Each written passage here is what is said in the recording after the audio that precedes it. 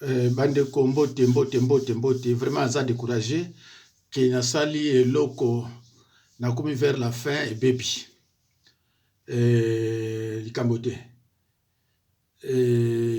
bande ko na juste kopesa bino information o boko transmettre même na bakonzi mboka.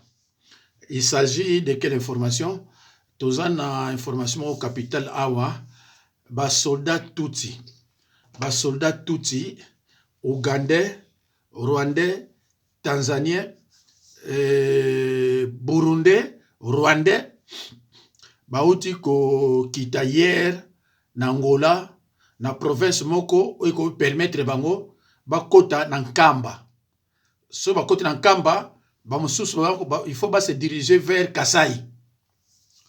Na banzi bandeko, vous comprendre li na nikoloba. Batuana baza déterminé na 5 ans au Chilombo Sali eza mandat na ya suka. Alinga te ako échapper na ngote. Pourquoi? Parce que ba imposer ye kamere na Assemblée nationale. Élection na boyoka ki wana ezaki ba mascarade.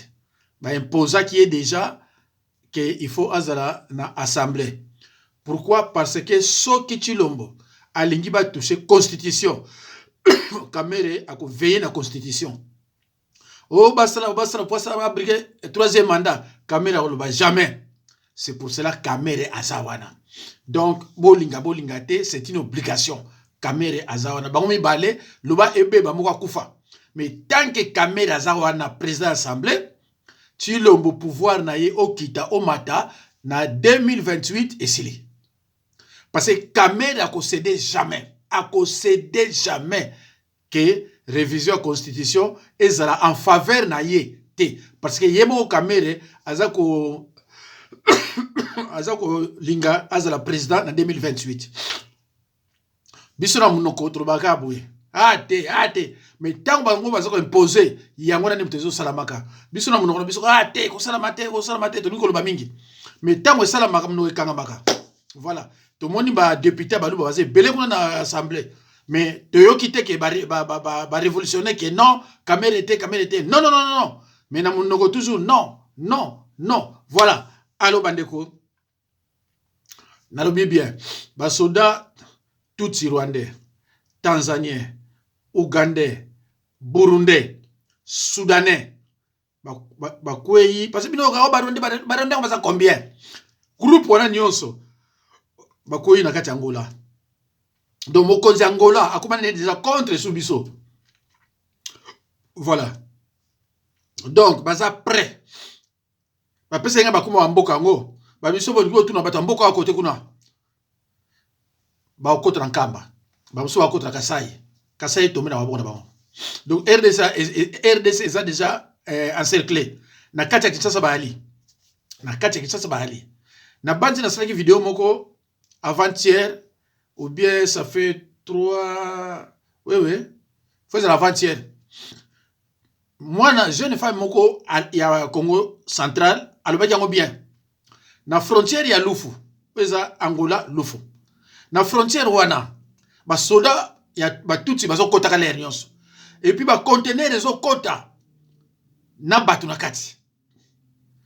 A informer l'État congolais parce que ba député bazana information té. Ba député ba musala ba luka mbongo. Mais ben information pendant dembo ba député bazana ngote. Alors c'est mingi lukola ba vidéo et ça salama partout. Donc tout le monde est informateur. Allo bande ko ngai soki yo en tout cas ba luba baza ko rêver hein. Ba luba baza ko rêver. Ba baza rêver à pouvoir. Parce que ba pouvoir za na suka na yango. Mobutu ça 32 ans suka na silaki. Kabila ça 18 ans suka na silaki. Ya bango pe le 28 na 2028 ekosila. Ba luba tokotala pa ba luka musala. Mais faut yeba ya ba luba ta ekosila ezala suivi na ba arrestation. Ekozala suivi na ba arrestation avec des preuves irréfutables. Voilà. Allo bandeko na lobi na bino ke biso tozana armée te. Armée ezate. Yangwana bozo monaka ba makambo ndenge zo lekela. Alors na kolakisa bino eloko moko awa soda congolais aza payé te aketi na banque kotia trouble asali 11 mois alors alibanda komonte ba garde mais 11 mois azaka payé te bolanda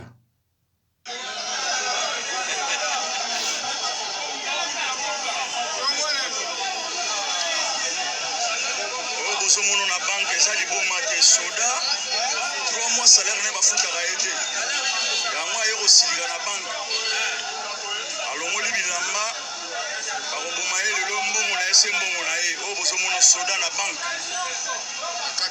of africa apui soda fardes alongoli teni ye wana tikali mutakala 3 mois azwaka salaire te bafuta ye mbongo na ye bongo so bafuti ye mbongo na ye wana alongo awa otala bino moko voilà otala bino moko degre mboka ekomi 5 jours ozomona voilà 5 jours libanda voilà otala ndenge soda azokolata bilamba voilà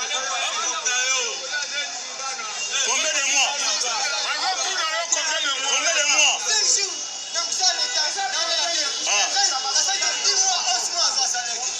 osali 10 mois 11 mois de salaire te ozosala mosala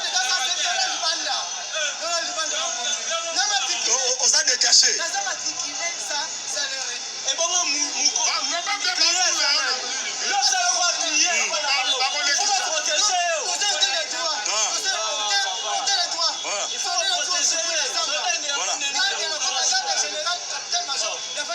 voilà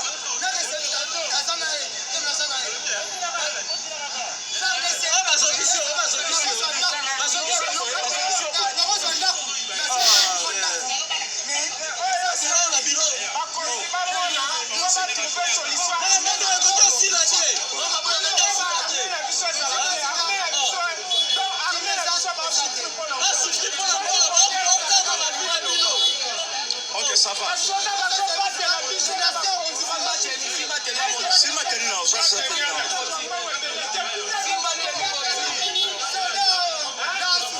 voilà.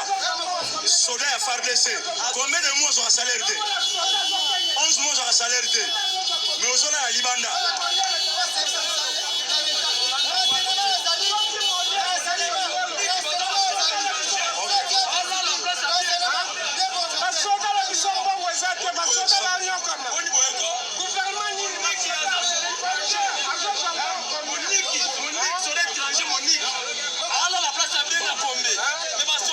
Non, ça va.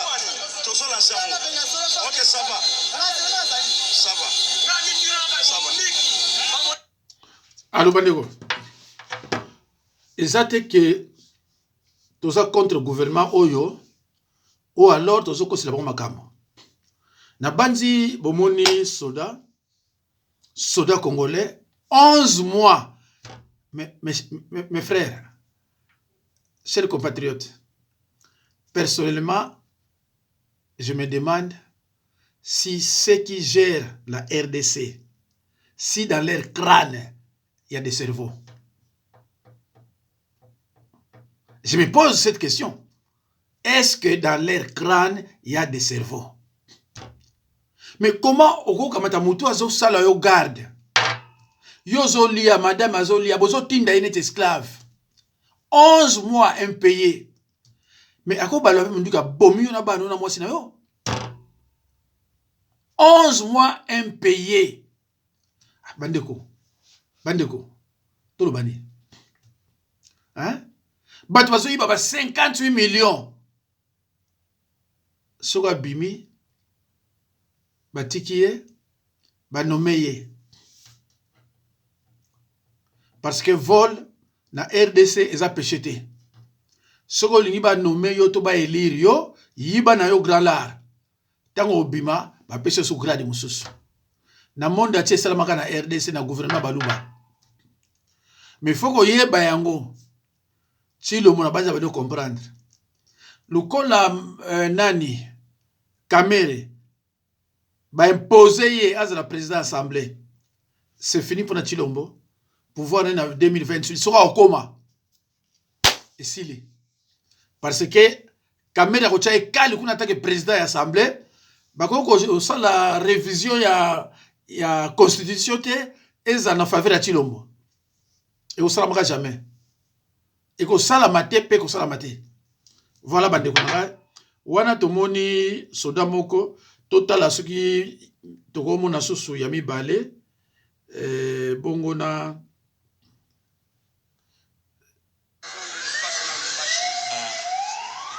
biso ezali boye awa biso soda za na politique ya mboka te mais tozali na droit soda za na droit na devoir na ye nasali inane nafuta makambongo te mais nazo servir pays naza pe original ya Lubumbashi te siko bino leta bakonzi ya mboka ozo rezoneni mpona deuxième zone basoda bazwaka mbongo te tokolia nini tokende koiba obe tokende wapi bozwela biso solution ba fete tofuta mabe inane nazali sur place bakomenga mokanda désertion ezali bazosala politique pour décourager basoda biso nde basoda manevre tokende wapi lelo eza mukoloni lelo ezali mercredi lelo ezali lundi touti na parade tozotuna soda aza na droit na devoir na ye lundi le 40e tozalaka na salaire te tozali nde na RCA ration na argent nga naza sur place okomenga désertion mpona kima nakende wapi mboka eza ya biso toye koservir nation mboka na ye koservir pays na nga na oservir moto te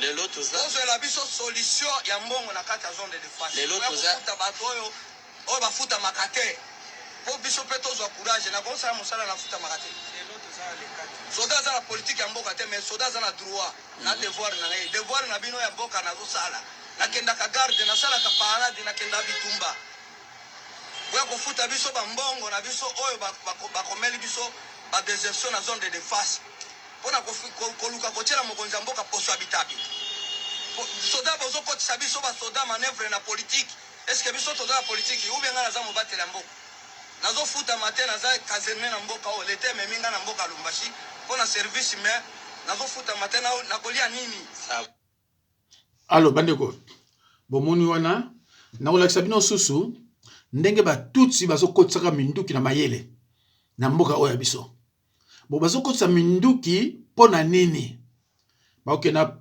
na commune moko boye to na village moko boye so bazali deja na sa minduki bino oza na rien bakwesi mboka wana mais peuple congolais bazolala bazowela bamiziki na bagouvernement na biso kotinda Moïse Mbiye Kalambai bobeta miziki ya badistraction entre temps bayeli bino distraction ya faux coup d'état entre temps le na Angola batusi bakoyi toutefois so bayeli bino distraction moko boba yebaki bango bakotisi bato ebele na lakisa bino jeune femme wana o alobaki ke na lufu kuna donc ça ne va pas siko na yeli bino siko information mususu so bozwango à la légère etali bino alors sikoyo na kolakisa bino epai ndenge basoda na biso bazofuta mate ndenge bakangi ba minduki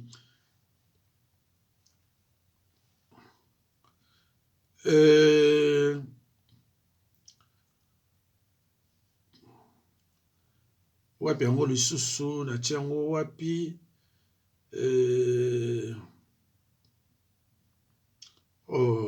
yango botala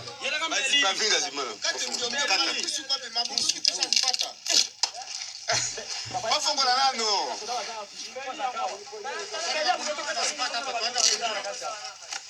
baga na mbelu kuna botala na kasi eta melisa wapi amuna kisu mkata swala bazate amboka mbele mama basa sebizo mama ba charger ba arme simba kata bimano boy fongola no nani kasi fongola bien arme okaba maji ya arme ya biso ofongola bien les soucis na ngai ngwa apande sitake ku réseau bino bange banakata bana escocher sana nasali ya musala bakunyi ba apprecier kata bien et bon la civile non tout à part des secteurs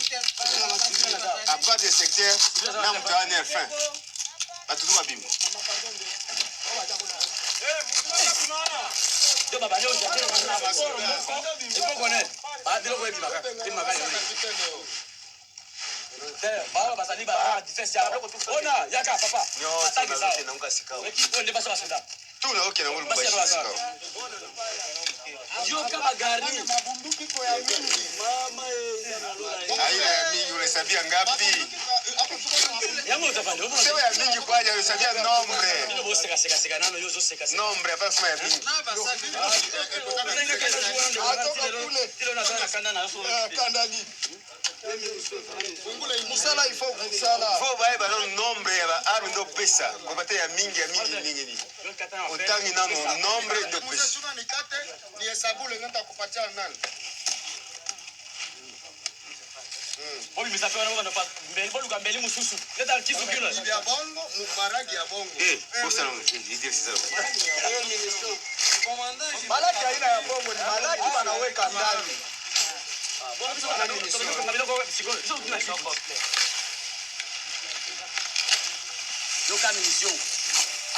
Ok.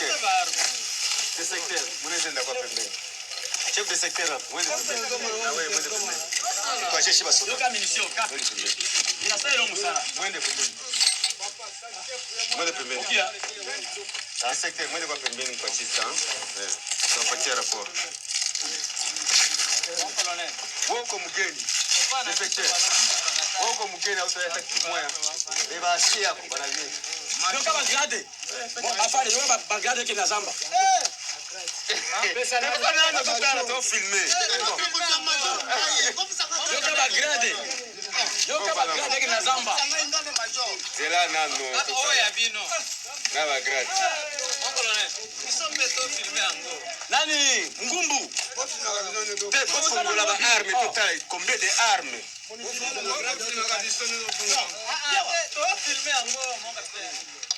Monsieur, alors, malembe boy. Bongo nga komanda Dai, na mkebo. Idris, wewe sana boy. Ba fongola na kutala. nana na dezo dao. Nani?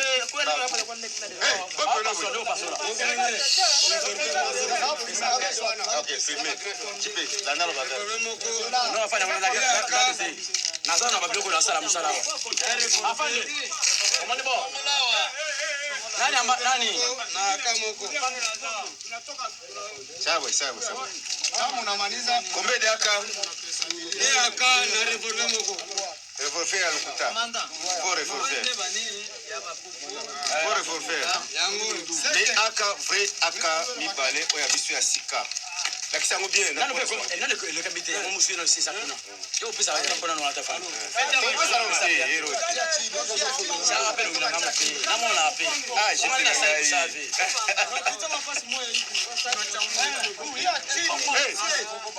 Marie boro zate mena latika na bongo po na cheno. Tata fongola wana. Na kotoni. bakuzalawa Chipe zwa accord ore yayo. Ya ingai au vyo bona ko zo hawa sikana salia. Yayo zwa. Na pesa kina ngawa. Charge nyo so da côté hein. Papa kuna ta panda pesa ate mwana ni boyelo ko moko zate. Pande za kuna te. To banga ndiso sa baba mikwanza. Nabia, botika longia nono. Na posa na iba nombe ba arme. Nina besoin ni Dieu nombre arme. Iko mi5. Combien de 5 armes? Sio ya Mungu na sikato sisi tena. Sasa pia kuna nazo sikato pesa fuye. Makambo. Leo sio na pesa boyo kote hakuna. Oui, pesa kwani? Yo, baba. Yo, osi pasimba. Oh, oui. Bon bandeko na longoli yango bomoni tokompe presque la fin bomoni ndenge ba adversaire na biso bendemi na biso ndenge baza ko se préparer donc ba se prépara déjà à siko mindu qui fait kotaka entre temps basoda na biso baza payé te bango kuna baza motivé basoda na biso baza payé te siko bomoni basoda na biso ndi bako kanga ba mindu ki wana bazo sala pona intérêt mboka mais baza payé te pe ba yebite ke payé za na ba accord secret ba yebile ko moko te eza mawa vraiment eza mawa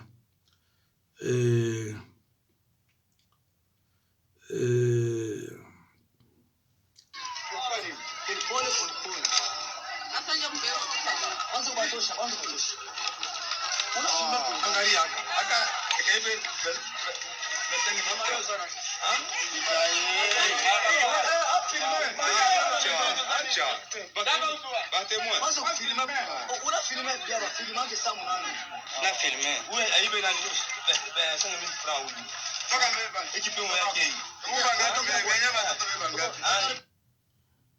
Bomoni bandeko bana wana baza bazwi bango bakotia bango na basak bakina bango na Rwanda babomi bango balongoli biloko ya nzoto bateki do bandeko mawa mingi donc soki bazwi o wana bongo siko oyo bate déjà baza combien bandeko bozomona donc bakote kuna na este eza mawa nga nayebi bakifosie mosusu famille sila toza na mwana biso awa oyo ya patriote soki zeno nini wana ye na bandi famille nyonso fe sila mpona monaka lelaka lere nyonso alors na biloko aboye Kamere alobana eloko moko te mais il s'est dit être quelqu'un de l'Est. Tout un souci.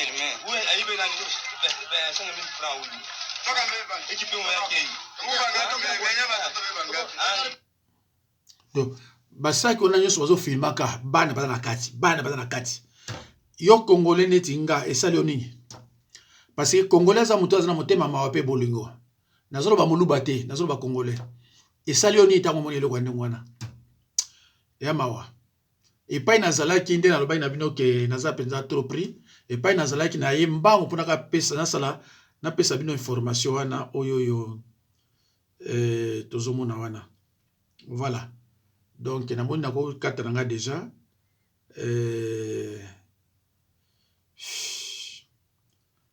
pasi ya bandeko totala mboka mese kangami likola fulu ekangami donc fulu na fulu awa fulu na fulu ngai wabe na botala mabango mese kangami likola fulu ekangami bandeko ndeni barwande bakoseka bino te pana bango eza propre bino makambo nyonso Rwanda bemi boye vraiment bemi boye ya pasi même ndenge wana Rwanda kaka Rwanda kaka ya pasi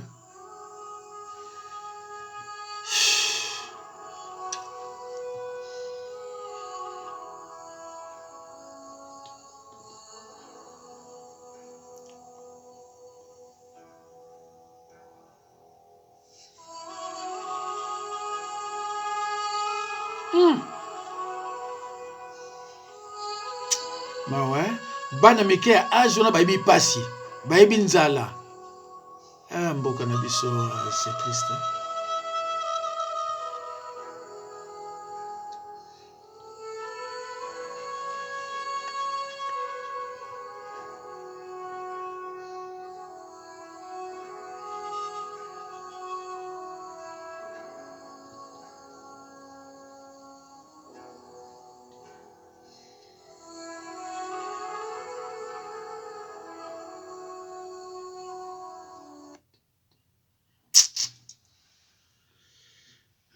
bandeko ça fait mal vraiment mal tobandi na ba oyo bazanga nini tout ça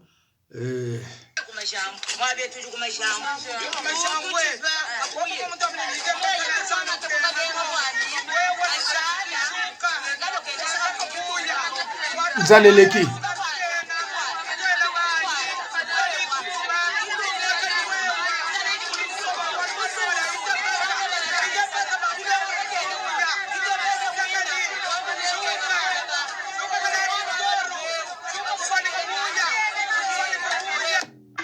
bandeko mboka nini oyo batu balobaka kaka batu basakana bakanda kosakana te batu balobaka ah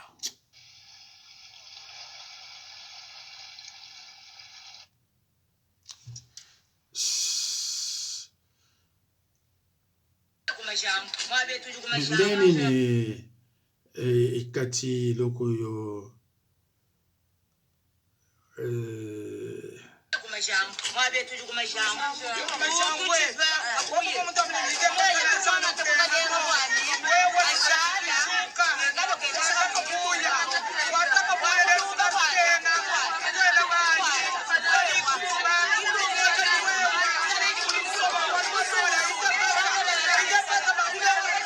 alo bandeko soki bato baza na pouvoir bazolela modele oyo donc eza mawa soki bato baza na pouvoir hein est triste hein? L'Europe finance les Rwandais tuent les Congolais et volent les richesses du Congo pour donner à l'Europe. Ça c'est connu de tous et ça c'est pas inventé. Mais quelque chose qui me dépasse, c'est que le président du Congo, lui, il fait les voyages vers l'Europe et demande à l'Allemagne et la France de sanctionner les Rwandais. Ça n'a pas de sens. Tu demandes aux gens qui consciemment financent celui qui t'agresse et vole tes richesses pour leur donner, de les sanctionner encore. Je n'arrive pas à comprendre cette logique. Sanctionner les Rwandais, c'est sanctionner l'Europe elle-même. L'Europe va tomber si l'Europe sanctionne les Rwandais. Puisque le Rwanda n'est qu'une simple marionnette, un simple serviteur des Occidentaux. C'est comme un vagabond, on lui donne 1 euro, on lui dit va nous voler un paquet de chips qui coûte 10 euros. Et c'est que le président Félix n'arrive pas à comprendre. Faisons un parallèle. Burkina Faso, Mali, Niger, l'Europe, toujours et encore créent des terroristes dans ce pays. Burkina Faso a identifié que ces gens jouent un double jeu. Un côté, ils financent les agresseurs, donc ils mettent les faits, et d'un côté, ils jouent à l'armée du Sahel. Une fois identifiés, ils ont dit non, on ne peut pas trouver les solutions auprès des personnes qui financent nos agresseurs, pas du tout. Ils sont partis voir la Russie, l'opposé de la politique des Occidentaux. Ça, c'est la sagesse. Grâce à cette coopération militaire, les Mali, Niger et Burkina Faso, ils ont trouvé des solutions. Un jour, on a posé la question au président du Congo. Pourquoi tu n'es pas parti voir la Russie pour mettre fin au génocide qui se passe dans ton pays?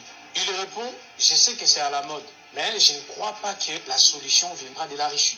Moi, ce qui me dérange plus, c'est que tu ne crois pas que la Russie peut nous donner la solution.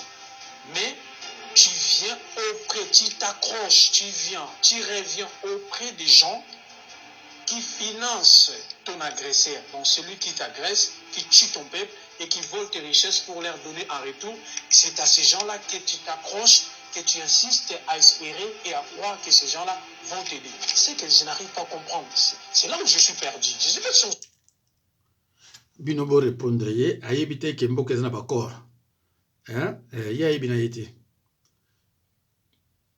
alors ande ko botala makambo leki na tongo na Kinshasa botala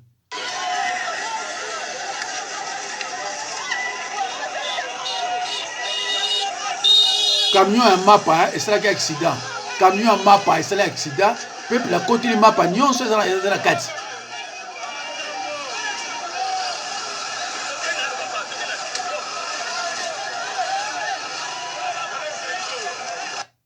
Voilà, camion à mapa et c'est l'accident. Mais oh yo yo, et comme il a sous tête là, comme il a sous tête.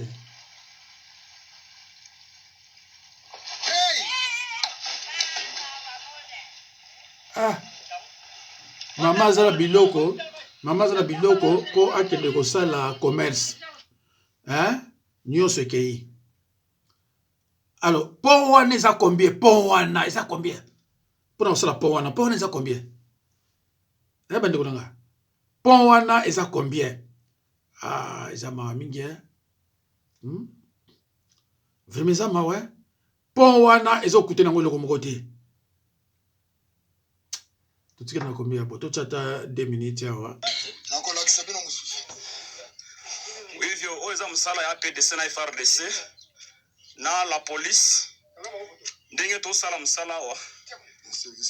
Ba oyo toza pe na service ya renseignement ANR oyo neto ko zwa bato oyo tala ndenge basali na mboka pe na 3 jours yango bazola tate simama pale simama wima we simama tala ndenge basali o ndenge basali tala ndenge bazali bango nyonso balati te tala ka ndenge bazali awa mutu moko alati te bango nyonso me nata mutu moko alati te tala ka ndenge bazana biloko baosalela population donc liboso ya bato bolumbu pena bolumbu kolata te moi mobimaka ndenge bazali ndete na siko tofile bango koyoka siko ndenge baosala misala na bango ndete na tofile bango awa siko nde tozwi bango baza ka nyonso baza bolumbu liboso ya population bamosu mpe bakimi me awa deja tozwi baoyo nde bazwami awa bamosu mpe bakimi nye molamuki moneshe masuna zenu hapa bosala limbengu di talaka misala bango ndenge bazali awa otala siko ndenge bazali botalaka ndenge bazali tosha nguo vile ulikuwa longola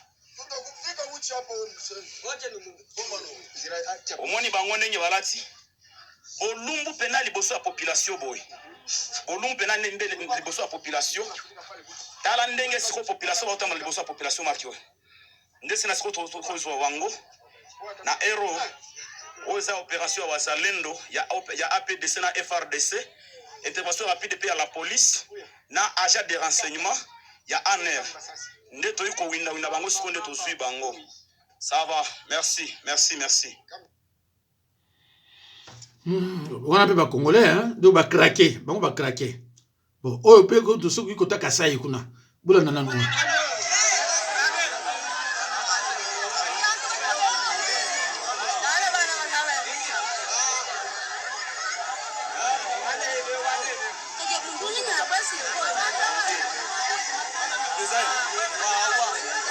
Ma ouais, il y a désordre hein.